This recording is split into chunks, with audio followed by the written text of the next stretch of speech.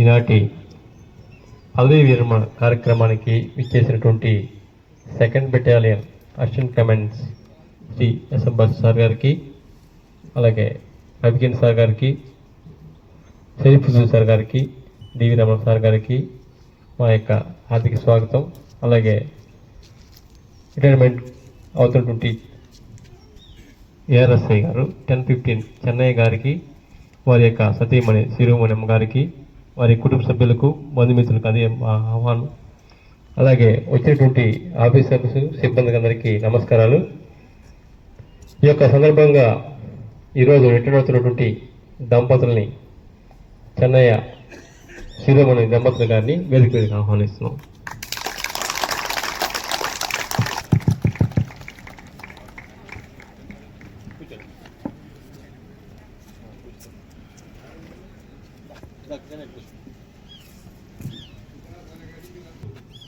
డిపార్ట్మెంట్లో ఎన్లిస్ట్ అవ్వడానికి పీసీగా భర్తీ 1/9/1942 బ్యాచ్లో కానిస్టేబుల్ భర్తీ అయ్యారు.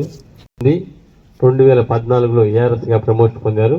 వీరికి 16 క్యాష్ రివార్డ్ 11, 6 జీసీలు ఉన్నాయి. వీరి నేటివ్ ప్లేసు సాంబవరం, గోస్పాడు మండలం, నంద్యాల జిల్లా. కుమారుడు పేరు రాజు, ఆయన వివాహం అయింది. అలాగే కుమార్తె పేరు స్వరూపరాణి, వారికి కూడా వివాహం అయింది. అలాగే చిన్న కుమారుడు పేరు సుమిత్ కుమారు, వీరికి కూడా వివాహం అయింది. వీరి చదువులు కూడా చదువుకున్నవారు. సందర్భంగా బెటాలియన్ తరపు నుంచి, ఆఫీసర్ క్లబ్ తరపు నుంచి వారి సన్మానించవలసిందిగా శ్రీ ఎస్ఎంబర్ సార్ని, వారి యొక్క బృందాన్ని ఆహ్వానిస్తూ, మొట్టమొదటిగా ఒక మొమెంటో, దృశ్యాలువ, స్వీటు.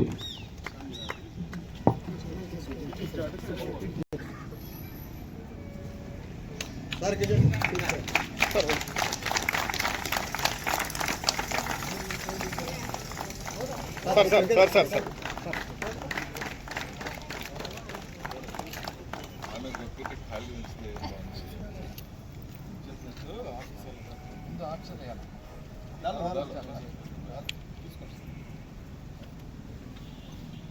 అమ్మా వాళ్ళ అమ్మాయి ఈయనతో వెళ్తాం.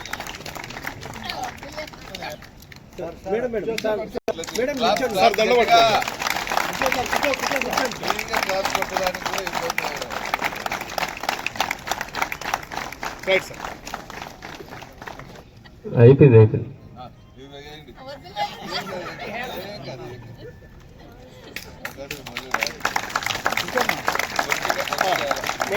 Madam right. ఓకే సార్, పట్టుకోండి సార్, అందరూ పట్టుకోండి. రండి సార్, మీరు సార్ పట్టుకోండి సార్.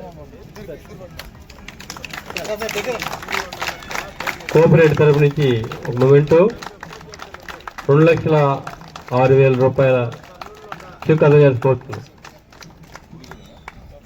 కోఆపరేటివ్ తరపు నుంచి 2,00,000 రూపాయల చెక్కు, గిఫ్ట్ అందుకోసం కోరుతున్నాం. Sir 1 second sir.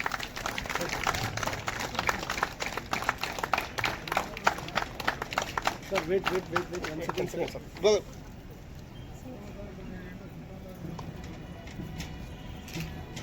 Okay sir. Okay videographer ఏమన్నా సార్, ఫస్ట్ దండ వేయండి సార్. దండ వేసిన తర్వాత చాలా అసోసియేషన్ తరపు నుంచి ఒక మొమెంటో.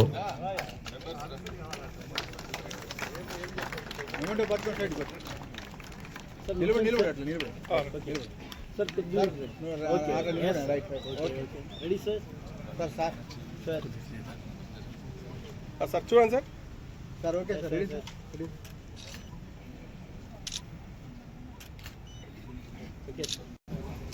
వేదికను పోలీస్ ఆఫీసర్స్ మరియు ఇక్కడ వచ్చేసినటువంటి పోలీస్ పర్సనల్స్, తర్వాత మా అన్నయ్య చెన్నయ్య, ఆయనతో కలిసి ఇక్కడ వర్క్ చేసినటువంటి మిత్ర బృందము, తర్వాత ఇతర అధికారులు మరియు ఇక్కడ వచ్చేసినటువంటి కుటుంబ సభ్యులందరికీ కూడా ఈ మా అన్నయ్య చెన్నయ్య పదవీ విరమణ సందర్భంగా వచ్చేసి మీ అందరి యొక్క ఆశీర్వాదాలు తెలిపినందుకు మీ అందరికీ ధన్యవాదాలు తెలుపుతూ ఉన్నాను. ముఖ్యంగా మా అన్నయ్య 1982లో ఇక్కడ కానిస్టేబుల్గా సెలెక్ట్ కావడం జరిగింది. ఆ సమయం ముఖ్యంగా మేము గుర్తు చేసుకోవాల్సింది ఇక్కడ మేము రావడానికి అంటే 1982 80s ప్రాంతంలో కర్నూలు అనేది కూడా పెద్ద సిటీ. అంటే మేము అక్కడ నంద్యాల పరిసర ప్రాంతాల్లో గోస్పాడ్ మండలం సాంబవరం ఆ ఏరియాలో ఉన్నాము. మా సొంత గ్రామం అది. ఆ సమయంలో మనకు కర్నూలు అంటే గుర్తొచ్చేది ఏంటంటే జనరల్ హాస్పిటల్. ఎందుకంటే ఎవరికైనా తీవ్రమైన అనారోగ్యము తీవ్రమైన జబ్బులు సంభవించినప్పుడు ఆ సమయంలో పెద్ద హాస్పిటల్ అంటే మా కర్నూలు జనరల్ హాస్పిటలే గుర్తొచ్చేది. ఇప్పుడైతే కొంత టెక్నాలజీ ఇవన్నీ కూడా డెవలప్మెంట్ జరిగింది. మన చుట్టూ పరిసరాల్లో కూడా చాలా చోట్ల మల్టీ హాస్పిటల్స్, తర్వాత స్పెషలిస్ట్ హాస్పిటల్స్, ఈ విధంగా సూపర్ స్పెషాలిటీ హాస్పిటల్స్ చాలా ఉన్నాయి. అయితే 1980s ఆ ప్రాంతంలో జనరల్గా కర్నూలు అంటేనే జనరల్ హాస్పిటల్ అనేది గుర్తొచ్చేది. ఆ సమయంలో రవాణా సౌకర్యాలు కూడా చాలా తక్కువగా ఉండేవి. ఇక్కడ కర్నూలుకి వచ్చి ఇక్కడ చదువుకోవడం కానీ ఏదైనా ఉద్యోగం సంపాదించుకోవాలంటే కూడా అది చాలా కష్ట సాధ్యము. ప్లస్ మనకు ఎవరో ఒకరు ఒక మూలాధారం ఉండాలి. మనం ఇటువైపు రావాలంటే మనకు ఎవరో ఒకరు తెలిసిన వాళ్ళు ఉండాలి, మన బంధుమిత్రులు కానీ మనకు ఆదరించే వాళ్ళు ఉండాలి. ఆదరించే వాళ్ళు ఉన్నప్పుడే మనము ఇటువంటి సిటీస్లో ఆ కాలంలో రాగలుగుతాము.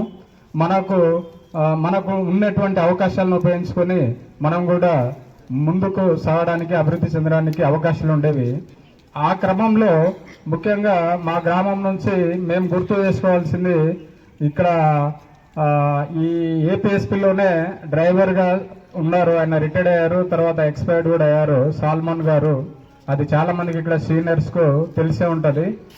ఆయన మా గ్రామం వచ్చి ఇక అక్కడ మా అత్తగారు ఉన్నారు, ఇక్కడ మా చిన్నాగమ్మ అని మేము పిలుచుకుంటాం, రాజమ్మ.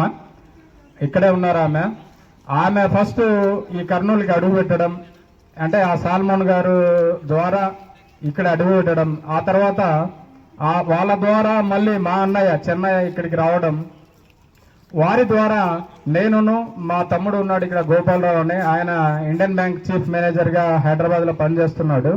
మేమంతా రావడానికి ఒక దారి ఏర్పడింది అనమాట. అంటే ముందు మా అత్త ఆమె రావడం, ఆయన తర్వాత మా అన్నయ్య రావడం, ఆయన ద్వారా మేము రావడం, ఇక్కడ కర్నూలుకు వచ్చి ఇక్కడ అవకాశం, అంటే నేను కూడా ఈ కర్నూలు క్యాంపు నాకు కూడా సుపరిచితం.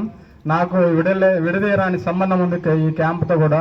నేను ఇక్కడే డిగ్రీ గవర్నమెంట్ డిగ్రీ కాలేజీలో డిగ్రీ చదువుకున్నాను. ఆ తర్వాత సిల్వర్ జూబ్లీ కాలేజీలో బీఈడి చేశాను. ఆ తర్వాత గ్రూప్ 2 పబ్లిక్ సర్వీస్ కమిషన్ రాసి ఎస్ఐగా సెలెక్ట్ అయ్యి ఆ తర్వాత ప్రమోషన్ అంచెలంచెలే ప్రమోషన్ తీసుకొని ప్రస్తుతం నేను ఒంగోలులో ఎక్సైజ్ డిపార్ట్మెంట్లో డిఎస్పీగా వర్క్ చేస్తున్నాను. ఇది ఆ తర్వాత ఏపీఎస్పీ మిగతా ఉద్యోగాలు ఇతర డిపార్ట్మెంట్లతో పోల్చుకున్నప్పుడు ఏపీఎస్పీ ఉద్యోగం అనేది చాలా కఠినంగా ఉన్నటువంటి ఉద్యోగం మేము చూస్తున్నాము. అంటే మన యూనిఫామ్ సర్వీస్లో తీసుకుంటే లోకల్ మన లా అండ్ ఆర్డర్ సర్వీస్ కానీ, మా ఎక్సైజ్ కానీ, ఇట్లా ఫారెస్ట్ కొన్ని ఈ విధంగా ఈ వివిధ వింగ్లలో మనం పరిశీలించినప్పుడు ఏపీఎస్పీ అనేది కుటుంబానికి చాలా దూరంగా ఉంటారు. వాళ్ళకి ఇక్కడ వాళ్ళ ఫ్యామిలీస్కి కొంత సౌకర్యాలు కల్పించినప్పటికీ కూడా వాళ్ళు మాత్రము ఇక్కడ వర్క్ చేసేటువంటి మెన్ దూరంగా ఉండడము, అనేక ప్రాంతాల్లో ఇప్పుడు కొంత లిబరల్గా ఉంది. గతంలో మేము చూసాను 80s ప్రాంతంలో ఇంటికి రావడమే 6 నెలలు సంవత్సరం దాకా టైం తీసుకునేవాళ్ళు. అది ఎందుకంటే ఫ్యామిలీస్కి దూరంగా ఉండి ఆ విధంగా